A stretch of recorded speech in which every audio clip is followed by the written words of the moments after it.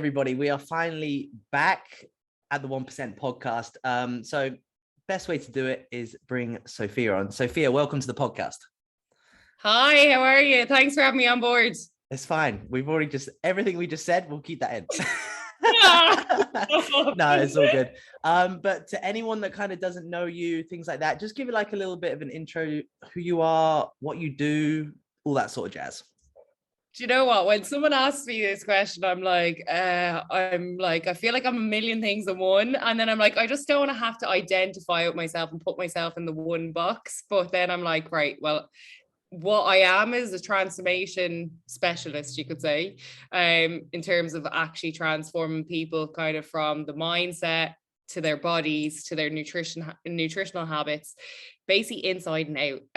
So that's what I do in a nutshell, I suppose. But this all, I don't know whether you want the full story now or will I go off on a tangent? It's a podcast. I've got time. Everyone's got time. It's fine. Go. So basically, I kind of started off with my fitness journey. I was kind of relatively overweight, kind of felt like I could never change my body. And I just felt like I was big boned, the whole thing. Oh, I was just born big boned. And no, I was born with an Irish mammy that just loved to be an absolute feeder, It was like the minute you came out of the womb, like you were fed roast potatoes and all the good stuff, potato crisps. And yeah, my mom was just continued to be a feeder all the time. And I just think when I grew up, now just kind of getting a bit of a background scenario, my mom and dad separated when I was 9 years of age. So I kind of feel like my mom, in a way, she always kind of tried to feed me with food in order to kind of comfort myself. So yeah, she'd do like big home cooked meals and stuff like that. But obviously the food didn't love me as much as I loved the food. So anyway, I kind of went into a bit of a chubby kid stage through school. I was the kid that kind of got bullied in school.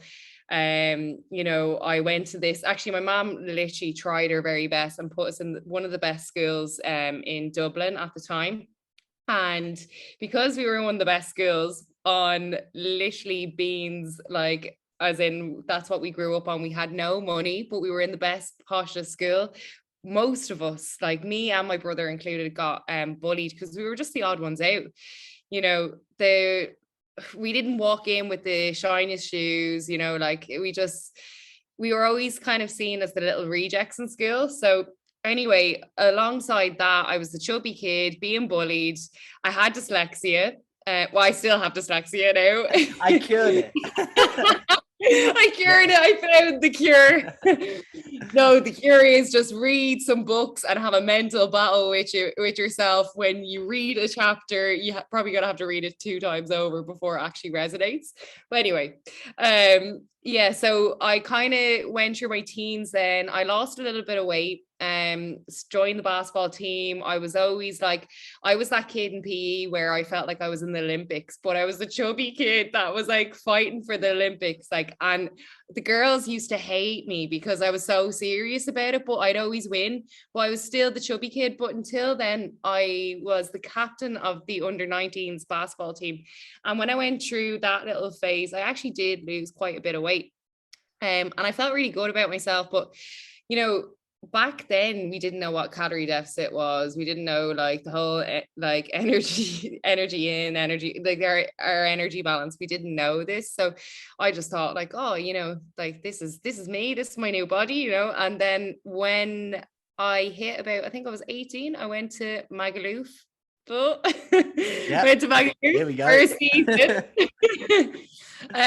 Season abroad. I like to tell everyone I go to like Palma instead of Magaluf because it sounds a little bit more trendy and like a little bit lower key, when people say like, oh, Magaluf, they're just straight away, they're like Shagaloof. Yeah.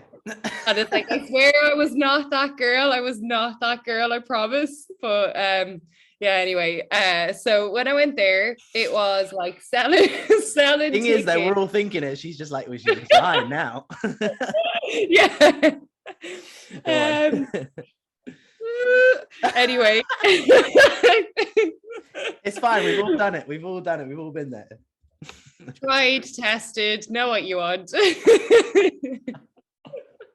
Right, anyway, let's put that one to bed for the moment. But anyway, I was selling tickets for BCM, I was selling shots, I was working all these events that I was working till like 4 or 5 a.m. in the morning time. You were getting free drink, you were going out afterwards, then you'd land in the closest kebab shop afterwards. So it was like, I would nearly have, like a pub crawl. I was having a kebab crawl. Like it was Sounds fucking epic, to be fair. It was great. It was great. So when most people went home with a lad, I was going home with a kebab. Like that's the best combination. That's it. I loved that too much that then I remember. So after that season, I remember getting my flight home and I had not one pair of shorts fit me. I was wearing this guy's jumper. I had no top on underneath. I was wearing this guy's jumper and my button open on the plane. I remember this. And when I landed at my mom's door, my mom was like, oh Jesus, you know what she described me as? And she'd never say this ever, but she did describe me as the Michelin man. The Michelin man. So it's like this entire the car tie with all the rolls, right? Yeah. Yeah. That was me. So that was me. And then that was like the old kind of little like 9-year-old Soph like had kind of revert back into her chubby self. So I had a harrowing 2 months. Like I literally remember just feeling like I needed to hide because I came back from Spain and I just looked, wasn't me. Like I really wasn't me. Big moon face on me, like nothing fit me. And I remember going to Primark, and when I went to Primark, I was sitting in the changing room and I brought like loads of I needed to obviously get a whole new wardrobe because I couldn't fit in anything. And I remember sitting there, I know this is gonna be disgusting, well not disgusting, but I remember sitting there and I literally could not see my knickers. Like I couldn't see my knickers. I was sitting there on the stool and looking in the mirror being like, what have you done to yourself? That moment, and I remember actually crying in the change room and just being like, okay, this has to change. Like this actually has to change, and like previous to that as well, like previous to Magaluf, I was doing the whole chicken and broccoli diets, like the chasing my tail, didn't really know what I was doing. So anyway, I got accepted into a fine arts degree. And because I wanted to be an art teacher because it's the only fecking thing I was good at, like even though like you think, oh well, I'm good at that, so I'll just lean into that, and it's like well, not really, because like just because you're good at something doesn't mean you should do it, like yeah, totally agree. So anyway, the little Olympian PE Soph was still in me while I was in art college, and I was like, I can't do this. I should be like, I just felt like I wanted to be a PE teacher previous to that.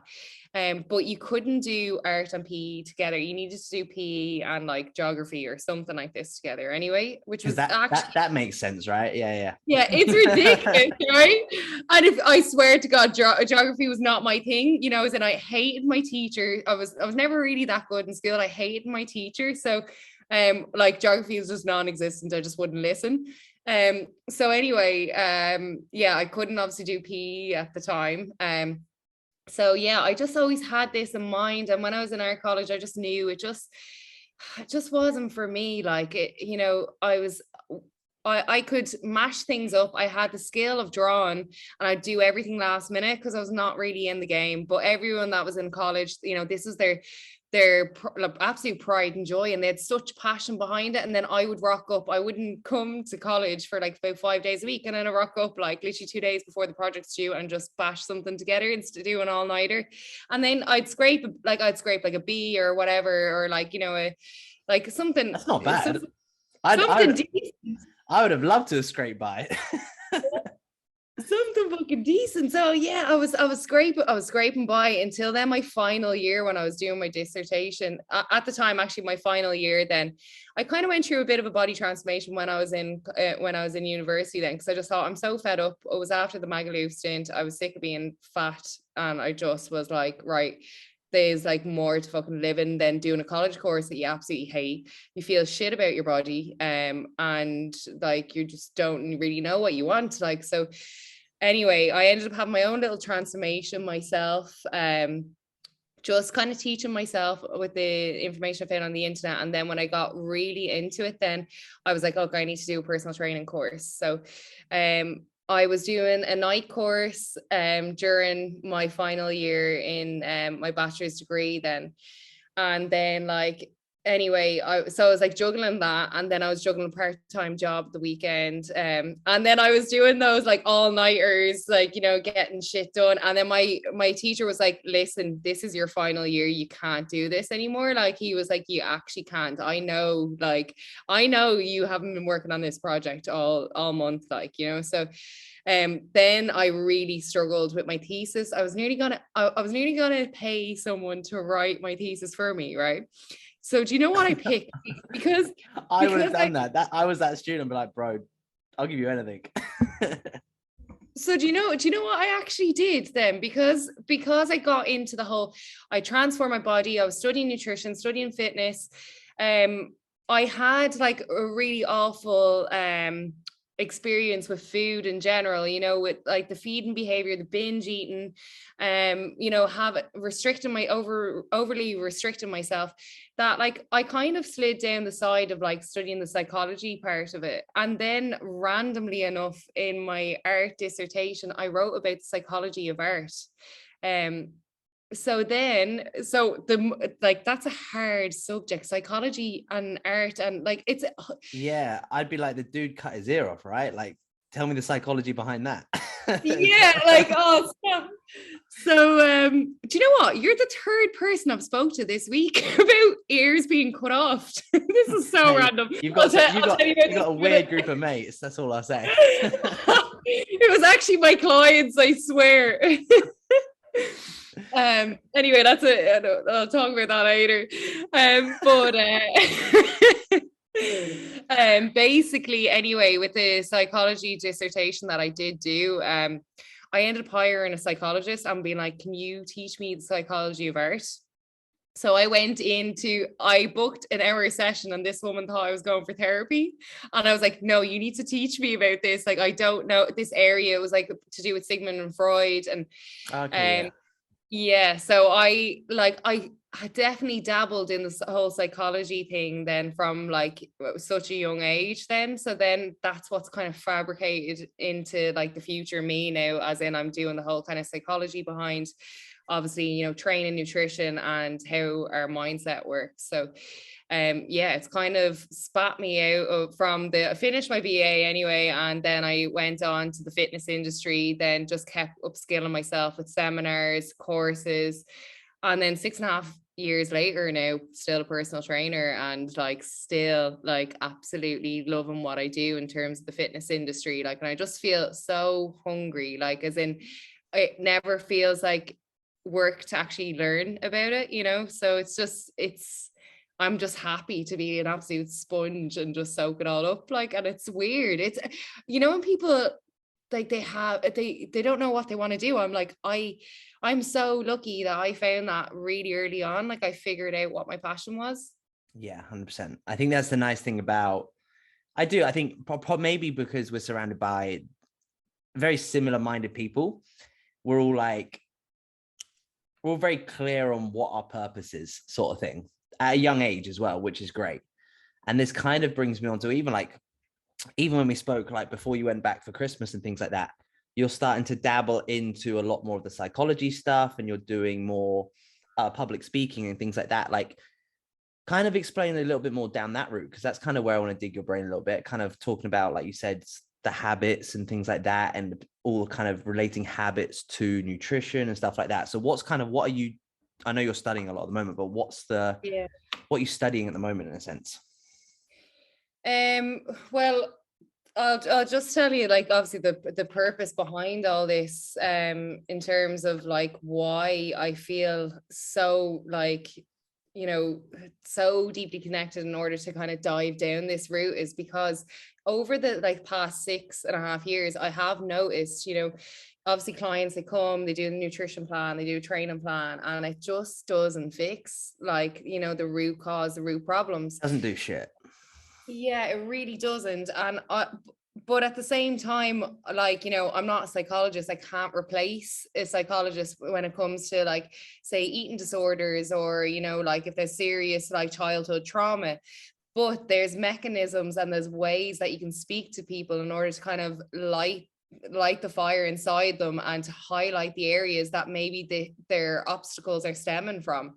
So when you identify these kind of little root causes with them, you're literally essentially waking your clients up. And I feel like my true transformation came, like, subconsciously. I didn't actually realize I started to change my own identity, and then my body followed. So I kind of, without me even realizing and doing the actual groundwork, it was like I was just like pulled in this direction to actually just follow myself, as in, like, I just believed in myself. I felt like, oh, you know, I'm like, talk to myself as if I was an athlete. You know, how would an athlete like go about their day, you know? And I just, then, until I got really obsessed with actually studying it, then I was like, hold on a second, I was naturally doing that. And maybe, like, as human beings, we naturally kind of follow suit, and we do these things without us even realizing. But when you have the information and the knowledge, then it's like, oh, actually it adds purpose to, and it gives you more of like incentive behind your journey, because, you know, well, actually I'm doing this because it's like, this is how I'm going to have my journey, because I know that if I change my identity right now, I'm like literally bashing away all the obstacles that could be potentially in my way, and I know that I'm on the right path. Which before, I felt like, oh, I'm doing this, but I have no purpose behind it, and I don't know whether the path is going to be that clear or what direction it's going to lead me in. I didn't have that reassurance. But now, because I know the knowledge, and like I've done the groundwork behind everything, I'm like, okay, right, well, this actually can be a lot easier than anyone thinks. It's actually very, very simple. But it's obviously some people's self-awareness, they're not very aware, so they can't take on the simplicity of, you know, how a plan works, or how they can change their identity for their body to follow. So now what I'm doing is I'm actually just waking people up to just be a bit more aware. And if that is, you know, just like writing in a journal or whatever it is, like the smallest task with people, to kind of gauge that self-awareness, and then we up level a little bit, and then I get them to kind of dig a little bit deeper. Because if I was to turn around to someone and be like, okay, I want you to pop your hand on your shoulder and the opposite shoulder and hug yourself and hug your new identity, you know, like, if I start off with shit like this at the beginning, they're gonna be like, who's this absolute like hippy dippy woman that's coming to me that blames herself as a personal trainer? I think the difference is now is that when we bring people on, that they want that change very fast, right? They want that change very fast because that's what the public image has pushed out there because of social media and things like that, which technically it's not a lie. Like, these results do come very quickly, but obviously if they are implemented very fast, right? But most people aren't in the position to do what's needed to start off with. They need to start at chapter 1 instead of looking, like chapter 10 sort of thing. Yeah. And I think that's kind of what you said, like, it took you 6 years to be in this position where you are now. And it feels like, oh my God, I'm just like starting again. It feels amazing, sort of thing. And I feel like I'm definitely in the same position where I feel like over the last 2 months, I'm like, oh, that's what that 5 years was for. Yeah. It makes sense now, sort of thing. Yeah. And it is, but it's just the accumulation of self-awareness. And then you take a step back and you're like, holy shit, this is really easy. Like, it's a really easy concept. But it doesn't mean, just because it's not easy, doesn't mean it's not hard to implement, because that's the hard thing, to actually put it into action. Like, everyone knows how to drop body fat, build muscle, tone up, and all this sort of stuff. I need to eat a little bit healthier, and I need to exercise a little bit more, right? Sort of thing. Yeah. They know they're overworking. They know they're stressed and things like that. People know that. But actually, like, it compounds over time. And a year later, they're in that position where they've got all this stress, body fat, and all this bad environment. So I'm like, well, how do you slowly peel off the layers again? And I'm guessing that's kind of like where you are now, right? You're assessing someone's life and be like, what's the little things we need to do every day in order to just kind of unpeel ourselves? Yeah. Do you know what? I have had a couple of consultations this week, and I've found like I'm asking the same question time and time again, and actually being surprised every time I ask, when I'm like, do you actually do anything on a daily basis that you really enjoy? Do you do something I bet that like, answer's petrifying to hear. It's probably not like, oh no, nothing, I'm not happy, or something along those lines. yeah, it's just like, no, I don't do absolutely anything that makes me happy. And then I'm like, okay, well, then why are you working? You know, like, why? Like, it's just, but I've been in this position before. And even still to this day, I have to identify that I could work 24 hours a day if I really wanted. Like, I swear to God, I'm that passionate about my job. Like, that let me be a hermit and like just crawl into a hole and just like, fabricate and create and be, just do my thing. But at the same time, I need to like carve out a little bit of time that I'm just like, okay, let's do something fun, or let's do something that actually really makes me happy. Because if what are you working for? Like, what is life? You're actually purely existing. Where are you rushing to? We're not going anywhere. Like, we're actually just running ourselves into the ground, And even what you just said then, it's really refreshing to hear, because I know me and you are very similar. The way that we work and everything like that is very similar. But you do need to just take a step back and be like you say, like, what am I here for? Like, at the end of the day, I'm gonna get old and I will die. Yeah. And I think if it sounds really like silly, so like I listened to an audiobook, and the guy has, sand timers. Yeah. Like, Listen. That's on my list of things to buy. It's on my. I've just ordered like a couple of little like aesthetic black ones. No way. I really want one, because I just think they're so powerful when you can see the time in front of you. Like, honestly, rather than a normal clock, it just gives you that, like, So it was like in that, it was probably the same. I can't remember what audiobook was. I think it was like, it might have been Atomic Habits or something like that. I don't know. But it's just like, if you just flicked it over now, that's your life just disappearing, and you can see it just fall away.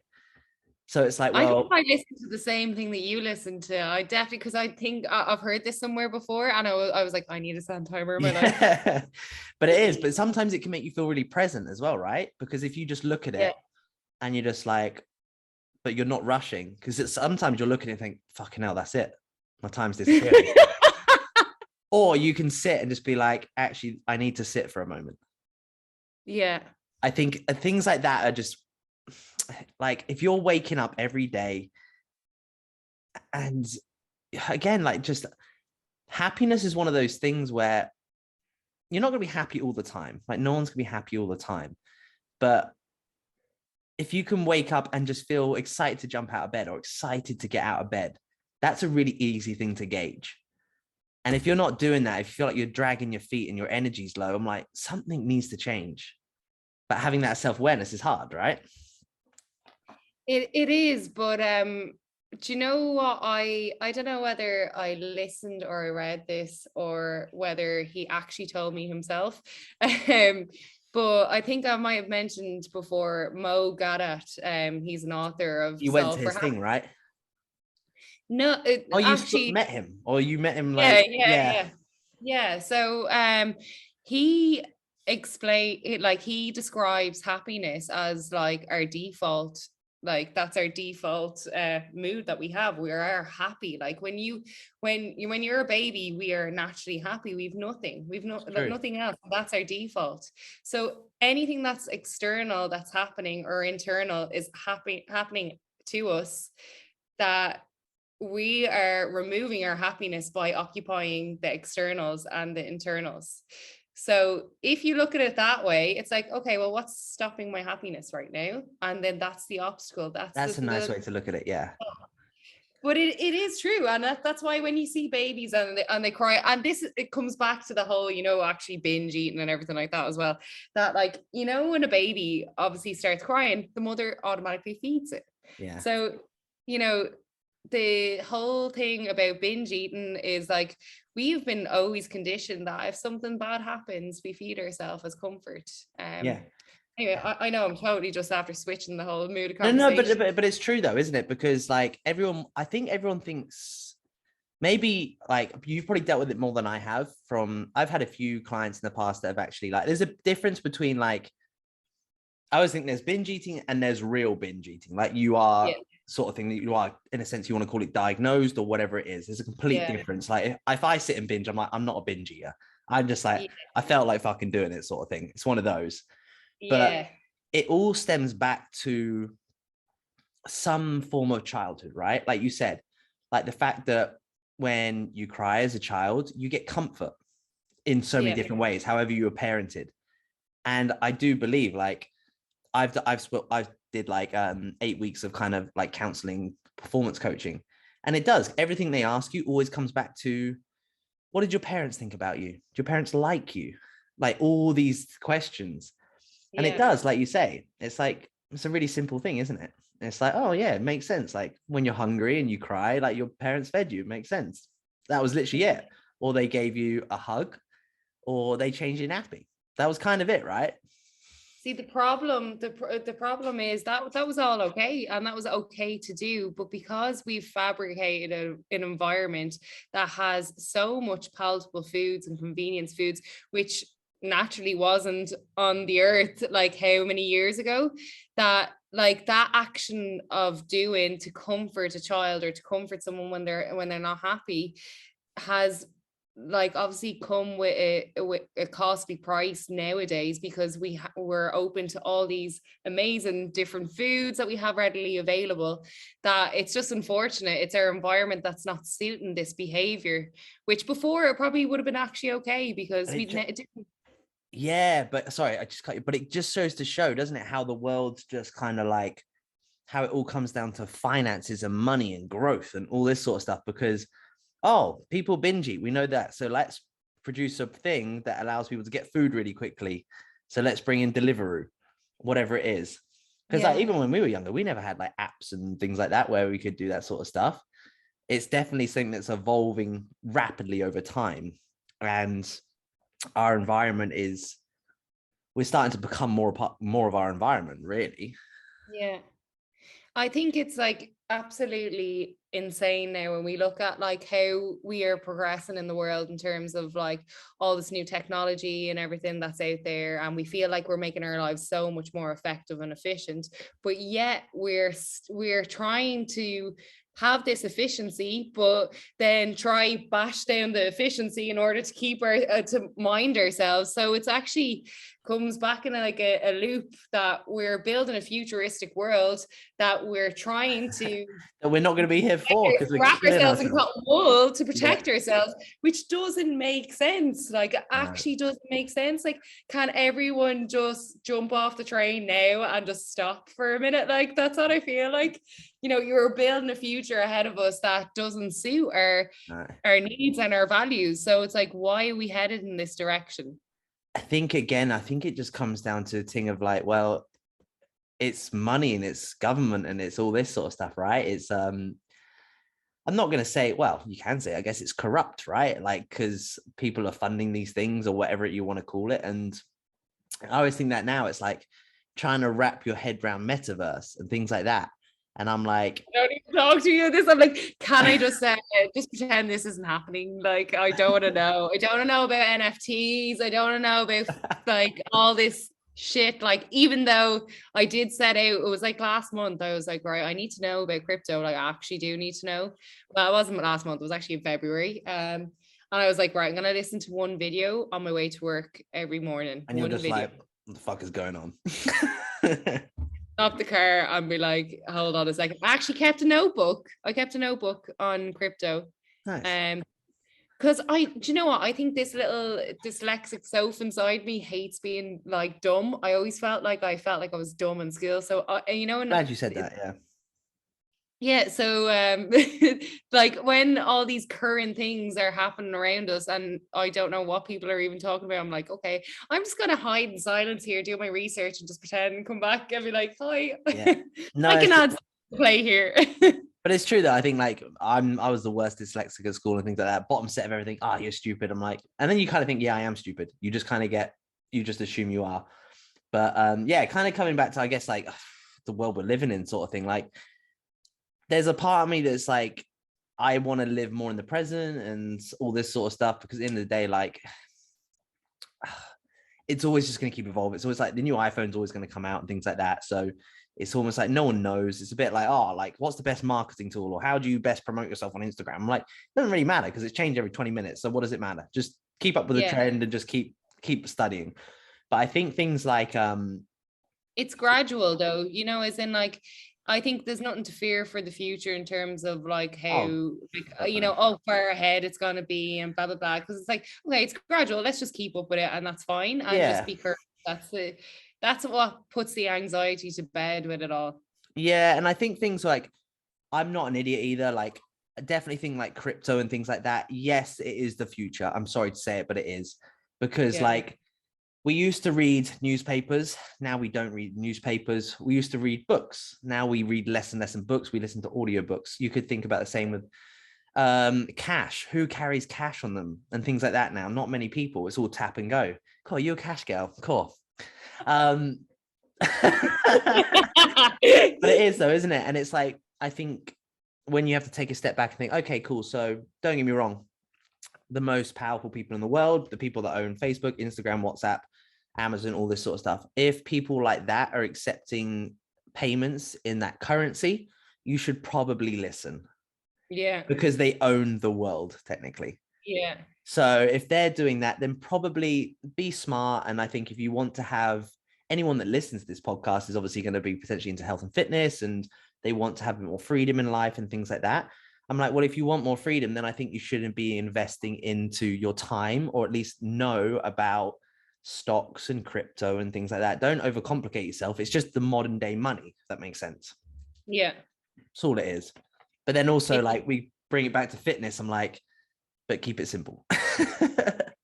I know. It's just, you can get bogged down with all this complexity over anything. Like, because 95% of it's bullshit. Yeah. It's like, we know that from fitness. It's just like, so what's really good to eat? 2 to 3 meals a day, good fruit, good veg, good protein sources. Just do that. Yeah. Literally just do that. Drink the water. And you know what? I still think it's like crazy to see so many people, I don't know, especially based in Dubai, I find, that are lacking this knowledge, like the basic knowledge around food in general. Like, as in, there was a girl that I saw in the gym there the other day in peak physique, like absolute peak physique. And I was like, look, I just said to her, like, look, you look amazing. Because I'm one of those, I actually kind of analyze this the other day where I'm like, am I this weird kid now, the one that always passes comment on just randomers? But now I'm like, you're like that creepy dude in the gym that chats up there. I'm like perving on everyone. I need to train with you more often. I get loads of compliments. I'll see you in Manusa on Saturday. It's a rest day Saturday, so I won't shit. Anyway, but yeah, like I'm always like, I used to think compliments in my head, and now I'm like, look, if I have it, I'll say it, I'll give it to someone, to do. Yeah, I think it, it just could potentially brighten up someone's day as well. If you're thinking of it, just why not? And if they don't take it very well, then it's like, oh, okay, well, I wasn't doing any wrong, I'm just being a bit of a perv. But anyway, she'd said to me like, oh, I've changed my meals to 5 meals a day instead of 3 and blah, blah, blah. And I just was like, is that necessary? But like we ended up having a conversation then, like, together. But this woman she's trained for quite some time, and she has a personal trainer in the gym as well. And I just thought, like, that's creating anxiety around having a structured 5 meals per day, as in, like, if you're not competing. I just think 5 meals a day is just not a normal thing. It's not. I don't think I've ever done 5 meals a day, like, ever in my life. I will hands up say, right, I got this free coaching experience before I became a personal trainer. And this woman had me on 5 meals a day. I became obsessed with eating because 5 times a Every day.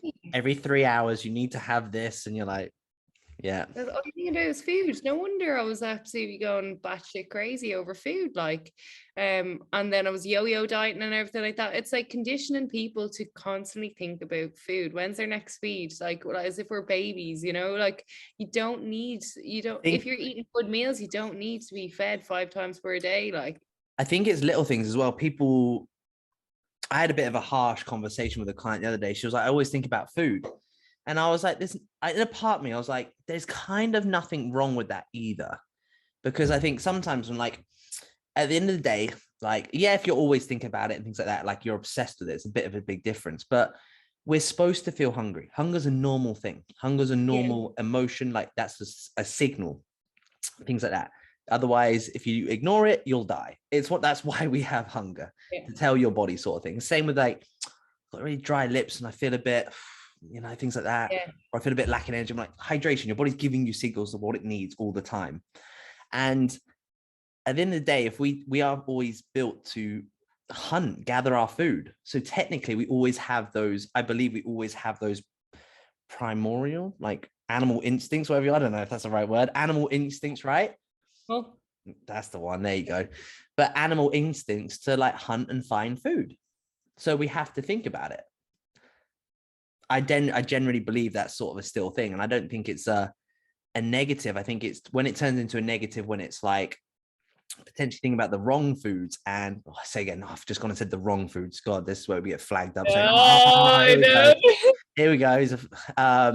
But just thinking about fast foods, whatever it is, things like that. I don't know. I just think there's so much people go like, it's like, this is the right way to think. This is the wrong way to think. I'm like, doesn't matter. Like today, Everyone. I'm starving today. So I just thought about food all day. I'm just having a hungry day. Big deal.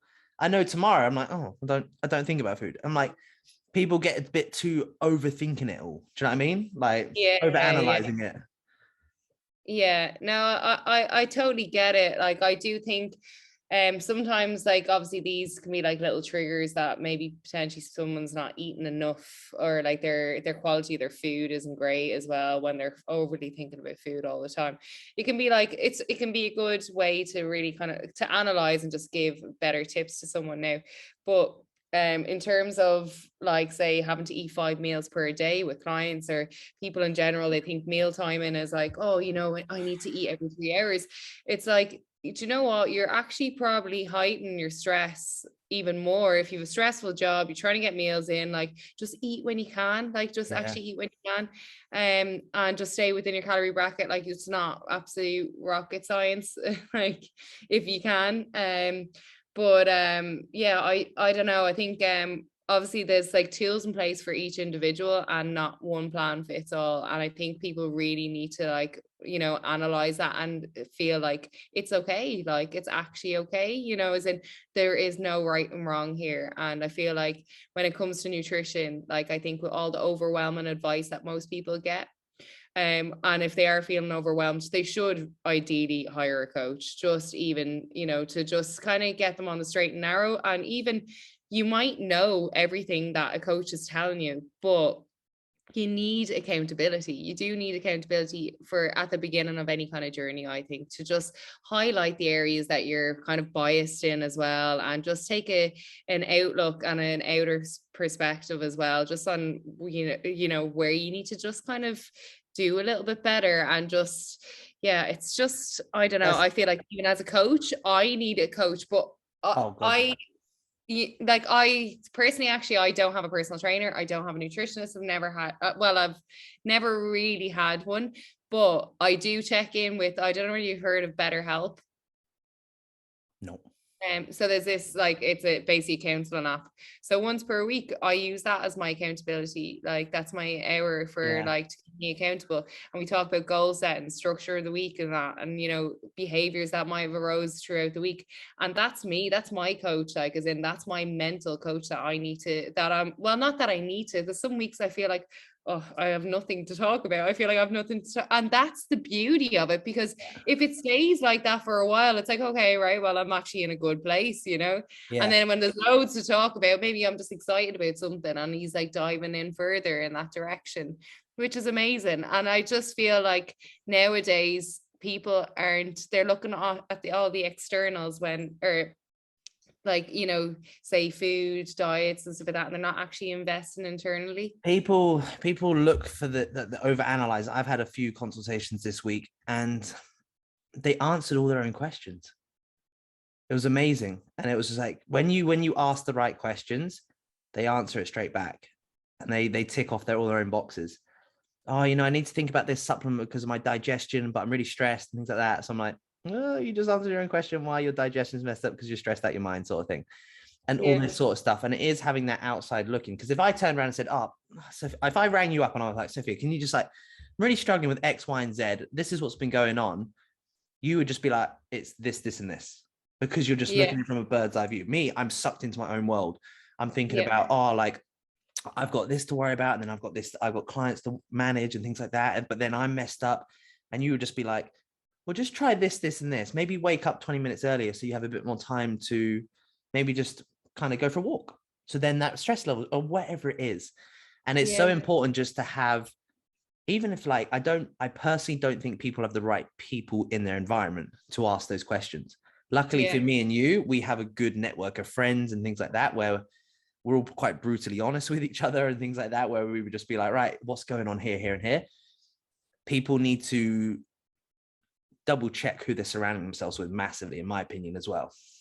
It's choosing your tribe, like, and if your tribe's not suiting you right now, it's like you actually have to change it. And it can be, it can be shit, of course, like you leave It will people be. behind.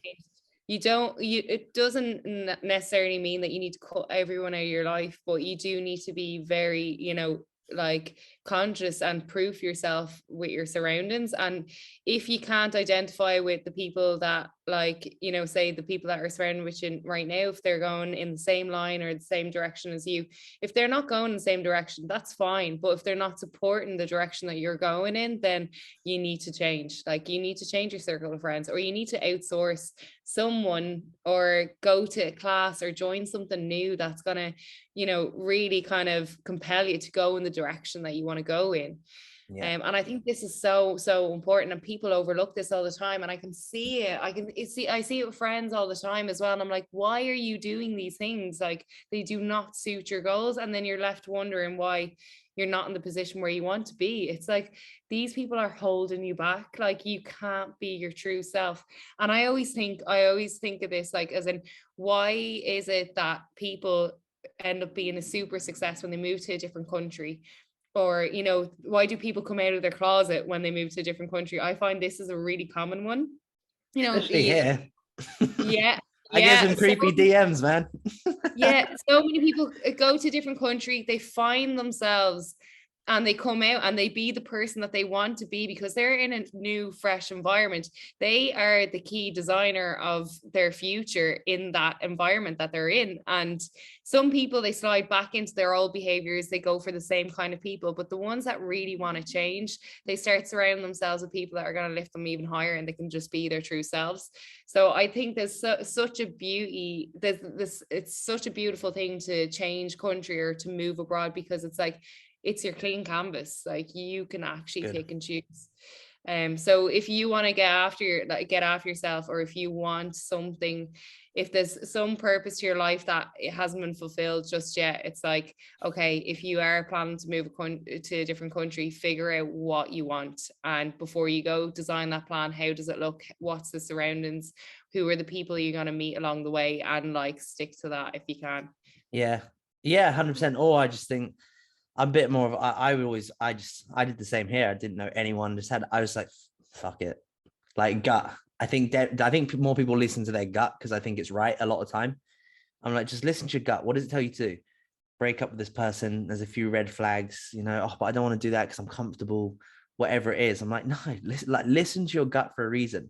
I always think, when people like talk about it from, like, I always bring it back to relationships, like, because people can relate to it, right? So like, it's a movie scene, right? It's like, I know they're cheating.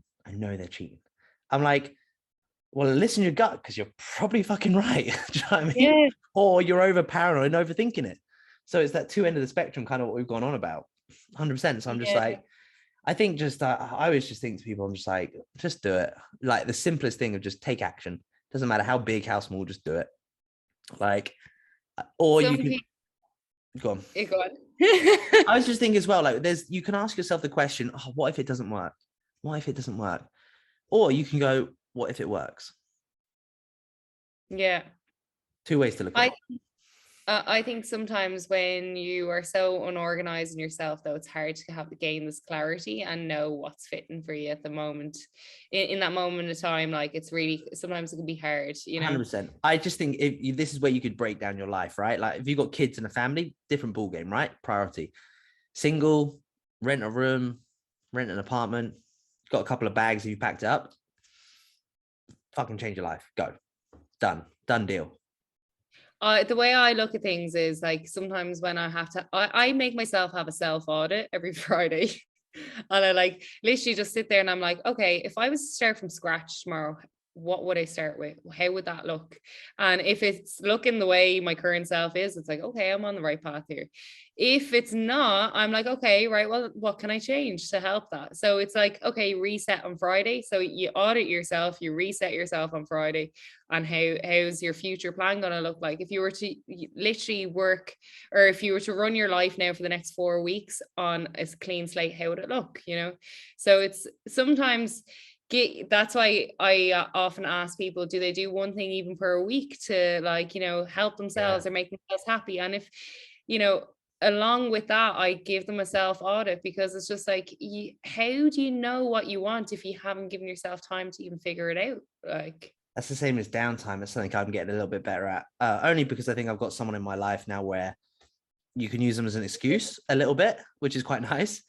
And we said that quite publicly. It's like, well, actually, like otherwise, same as you just work. Like, well, I don't have anything to do, so I'll just do some more work, or I just bury my head into it.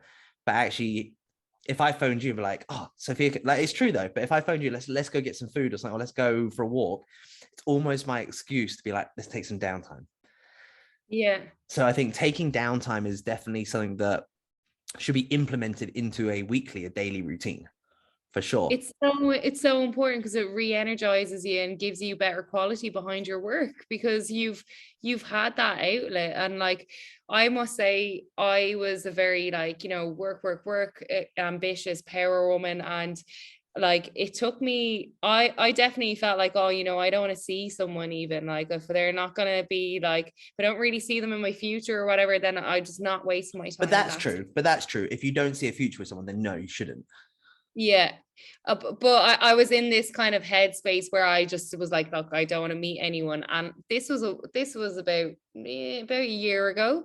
And I did meet someone at the time, and it was like, I was so rooted in this, like, oh, I'm like an independent woman, blah, blah, blah. Like, I can't give away my time because my time should be for work. And then I came to the realization that like the quality of my work was so fucking good, because I had the outlet, I had the downtime, and it was resetting, it was recharging. And it wasn't like I was working, I felt like I was on a sand timer, as in like the efficiency of my work was like, okay, well, if I want to spend time with him, I can spend time with him. Then after the sand timers, I'm like fucking working, like, like, and honestly, I feel like it's the best thing ever. And I do think as entrepreneurs as well, self-employed life, it can be a lonely road for some time, but definitely lonely for sure.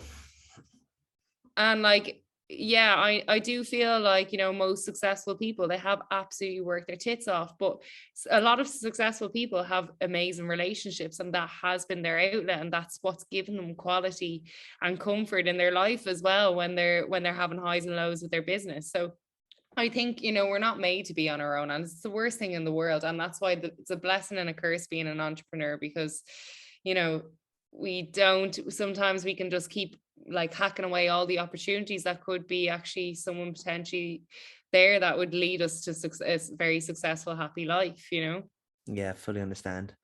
Yeah. So here's the girl, tell me. No, it's good. I just started, to be fair, it's only new, but it started seeing someone, but it's nice. It's lovely. It's great. but it's Something true. to write about though, because you're mentioning it. It's something to write about. It's fine. I think it's quite obvious. It's on Instagram, so it's quite obvious. So it's definitely out there, so it's fine. But no, it's nice. Like very similar minded. Again, like technically more of an athlete than I would class myself as well. So that's good. And That pushes you a little bit further as well. yeah, and just very driven individual. So I'm like, oh, all right, I've got some catching up to do, right? Here we go, Yeah. challenge on, which is nice. But that's pretty much it. But it's very refreshing, because I think when like very much you're the same, and probably a lot of people that listen to this can relate to us as well, as sometimes feel like, why am I not doing the normal thing, or why am I not going out, or why am I find it hard to meet people, or things like that.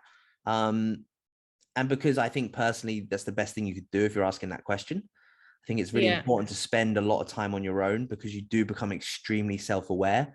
So when you do Yeah. meet friends, relationships, and things like that, they will be very, very special to you. And it's true. Like generally, like there's no way I would sit here for an hour and talk to you if you weren't worth my time. Do you know what I mean? Yeah. Oh. So there you go. There's the compliment of the day. So it's fine, but it's true. I'm very much like that as well. Like I'm very yeah, I'm very conscious of who I spend my time with, who I'm speaking to as well. And I feel like I haven't got the patience anymore. I don't know whether it's like I don't know whether it's like the old granny thing. I haven't got the patience. Like I really haven't got it. Like, and I'm like, okay, if I haven't got the patience, I will not allow someone to push me out of character, you know, and make me do things that aren't I think like it's me, like, you know? like you said, because you spent 6 years, I spent 5-6 years of just learning yourself. And it's like, well, should we do this on a Friday? I'm like, no, because that's shit. Yeah. Like, why would I do that? And that's exactly how you feel. Same as you, probably I'd rather just sit at home and just chill, eat some food, put a bit of Netflix on, because I prefer to do that than go out with you. Yeah, Like, yeah. It's like I'm always like, you know, say if I'm feeling a little bit stressed at meeting someone and I don't really want to meet them or whatever, like I'm kind of like I wake up in the morning time, I'm like, I actually don't have to do anything. Like I literally have to do nothing today. But I'm choosing to do these things. And do I choose this person? No. Okay, right. If I don't, then it's not yeah. happening. You know, like unfortunately, we're not here for very, very long. Like we actually aren't. We're all gonna die very soon. Well, not very soon, hopefully, fingers But crossed. on the But grand scheme of things, yeah, it's cool. You can say that. Yeah, on the grand scheme of everything, it's pretty soon. yeah, like I just think no, I'm over the point now of like spending time with people just for the sake of spending it with them. And I think that just comes down to self-awareness. It's like, okay, when you come to this, like I think we're all at the forefront of like our awareness. And when you get to that, like I think it's like nearly like the finish line. It's like, okay, right. Now I can leave all this behind me now. And you know, if I want to take a step forward, I need to take a step forward for myself, not for anyone else, not for because I need to do this for someone else or whatever. It's like, no, I need to do this for me now. Like I'm done now with the whole, you know, trying to put like you pull people with me all the time Yeah, that are not going to come. They're not going to come, like, you know. not So worth it. it's like you have to let go, you know. 100%. No, but it is. It's not worth your energy. Not worth your energy at all. And obviously, I know that you're very busy and you got things to do. So it's what I do want you to answer for me though is, if you could give one piece of advice to someone that's going to take them that 1% further forward tomorrow, what would that be? Um, to start off fresh. And then one tip on how to start off fresh. One tip to start off fresh. Actually, do you know what? It's not even You can change your answer. It's cool. it's not even a tip. It's actually something that I've come across, and someone I heard it somewhere, and then someone mentioned it to me the other day, which I'm like, and my mind just keeps like focused on this. It's always like Buy a sand if you timer. yeah yeah buy a sand timer. That's the way forward. But Go it's on. like if you focus on the past, like you'll always be depressed if you focus on the past, your past life, right? If you focus on your future, you'll be anxious as fuck. So it's like, okay, what can I do right now to be present and be my default self of happiness? You know, so focus on the now, not focus on, okay, tomorrow, not focus on what happened 10 years ago, or, you know, oh, you were speaking in front of thousands and thousands of people and I know your business has gone to shit today. You know, it's focus on the now. Like, you know, don't focus on the past, because the past will always keep you sad. If you keep focusing on the past, it'll keep you sad. Future anxiety, present is happiness. Woo. Do you know what? It's good because I need to hear that as well. So thank you. So it's good. But no, do you know what? It's a good way to wrap it up. So thank you for that. I'm actually going to get a notepad and pen and just write that down. So that's cool. I like that. Good. But no, do you know what, when you struggle with like feeling a little bit sad, think about, am I focusing on my past? yeah, You know? it's a nice way when you break it down like that. I haven't heard it like that. It's good. Yeah. That's awesome. No, thank you for that.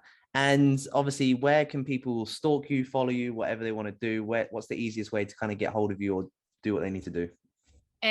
So if you want to get hold of me, my handle is Sophia Delavari _PT on Instagram, and I have my website then on my handle there. So you can kind of contact me through the website or contact me on Instagram. I will obviously have my podcast very soon. But let's see anyway. And yeah, if anyone's based in Dubai, they need my help, sure, give us a shout. I'm always happy to help.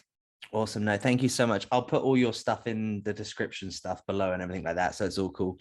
But no, honestly, thank you so much for your time. I always like, you're very easy to spend an hour with and more. So it's perfect. We could just keep going. I know, but people would get yeah. sick of us. So it's fine. I know. But no, absolutely amazing. Thank you so much. Thanks a million. It was a pleasure speaking to you.